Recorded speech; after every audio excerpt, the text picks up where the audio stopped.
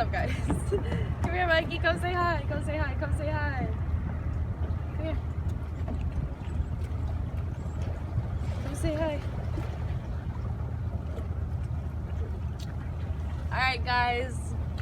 What is up? Another beautiful day, clearly. Okay. I'm gonna talk to you guys about signs today. Signs, because they're everywhere, yo. They are everywhere.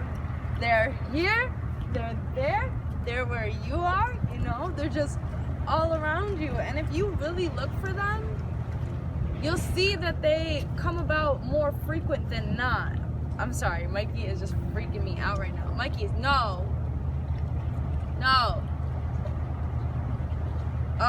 They come out way more frequently than not. That's actually the interesting thing about it, you know. As a kid, people ask you what you want to be, you know, and you're just a kid. You're still playing with dolls. You're still playing kickball. You're still playing freeze tag, and people are asking you what you want to be. Man, when I was 5, you know, I don't even think I knew what I wanted to eat, let alone color. I couldn't even get my wardrobe together. Not that I do much better now, but even that, I just hold up, come on, we're asking these little kids what do you want to be when you grow up? Why are we even making them think that far ahead? Why are we even putting that life onto their life yet, and they can't even tie their shoes, yo? It's interesting to me. It's interesting to me because I had the same question asked to me when I was a kid. And I answered it. I said I wanted to be a dentist. And I used to write it on every paper in school. You know those stupid things that you always had to make about what you were gonna be and who your family was and all this stuff, crap, right?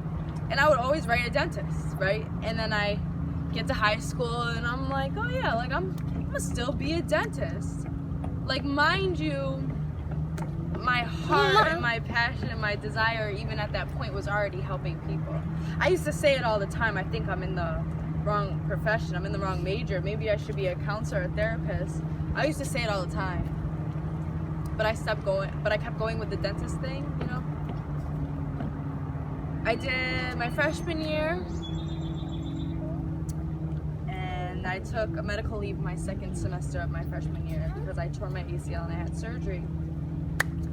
And during that time, me and my brother were living together. Wasn't much furniture in the house, not much food. We had friends in and out. Things were getting stolen, you know. It just wasn't really a good situation. And being there, I realized, you know, this is not the life that I want for myself, you know. I just want better things. And in my head, because at the age of 5, I decided that I wanted to be a dentist, and that's all that's been in my subconscious living there since. You know, my head went right back to that. Well, you know what? Go be a dentist. So, my sophomore year of college, I went out to Buffalo, and I did 3 years. And then after I had Mikey, I did another year at home in Syracuse, and that's and that's a total of 5 years, guys. And you know, I wish I was paying attention to the signs more during that time. I truly do. Everything in this entire world and universe was pushing me away from what I was in school studying. You know, just random weird events would happen. It just didn't really make sense. That the only reason that they could be happening was because they were trying to show me something. You know, and back then I was a person of pity. Back then I was a person who felt bad for herself, and I wanted the world to feel bad for me, and I wanted everybody to be like, oh my god, poor Ariel. You know, and it took me waking up. It took me waking up to realize, I don't want people to feel bad for me, you know? I don't want people to feel bad for me. I just want to be happy.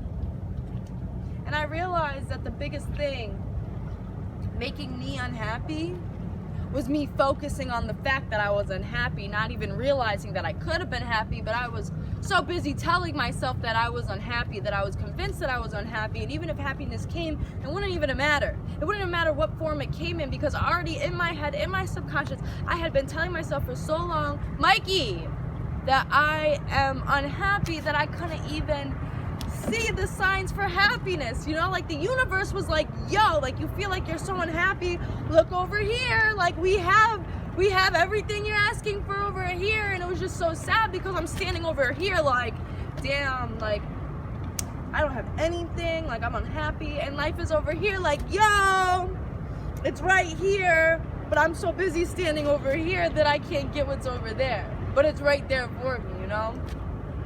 It was like it was showing me all these signs, telling me to stop, because the thing is, guys, we think we know everything.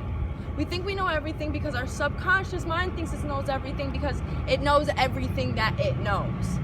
So I guess in a way it kind of does know everything in its program. You know, so you go about life thinking like you know everything, thinking that you know everything about society and the government and the community, and then like one day you grow up and you realize like, okay, like this whole like big group I thought that I had of ideas on this whole big group over here, I thought that it was because I was educated on it, but it was really just my opinions. It was really just my experiences. It wasn't even like I was referencing off being educated, you know? We think that we know everything. We think that we know everything also because we've spent so much time in school. But they don't tell you everything in school. They actually tell you very little. They tell you very little about how the world was created. And I bet a lot of you don't even know that we had technological advances way back in AD, in BC. We had all these technological advances, but the world is on a cycle and it gets wiped out, you know? These are all things that they don't tell us. You have to do your education, or you have to do your work and educate yourself. You have to keep your mind open. You have to look for signs, and you have to be able to look for signs, you have to be here. You have to be aware. You have to be awake. How can you look for signs if your eyes are closed? You know? Come here, Bubby. It all starts with waking up, guys. It all starts with taking the initiative to want more for your life, to want more out of your life. You have to break the cycle that you're in. Quit your job, take a day off, get a new job, move, go on vacation, anything, guys. Break your cycles, do something new, look for the miracles, look for the excitement. Mikey, can you say bye? Can you say bye? Bye, guys, until next time.